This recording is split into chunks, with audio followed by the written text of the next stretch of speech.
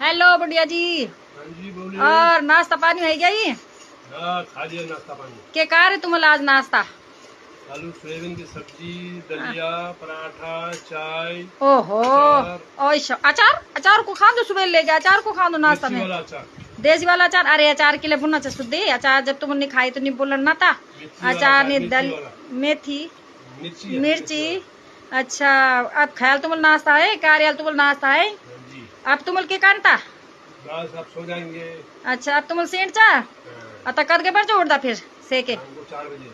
अच्छा, तब एक बाद मेरे बाद बस चाय पिला है? हाँ, चाय पीएंगे। हाँ, चाय वो पिला, तब पानी होने लाड़ता बिस्लरी पानी। हाँ, पानी होने लाड़ता ड्यूटी जा, फिर तुम 8 बजे है। रात को 8 बजे। अच्छा चलो तो ठीक है फिर आए। ओके, से जावा दे नाश्ता फ्यास्ता तुम कह रहे, और तुम बुढ़ी ने काटे नाश्ता, तुम बुढ़ी ने बुढ़ी आप खा ली लौड़ा बिटला तब। ओके ओके चलो ठीक है, तो धन्यवाद पंडा जी। ठीक है बुढ़िया जी, नमस्कार नमस्कार। धन्यवाद।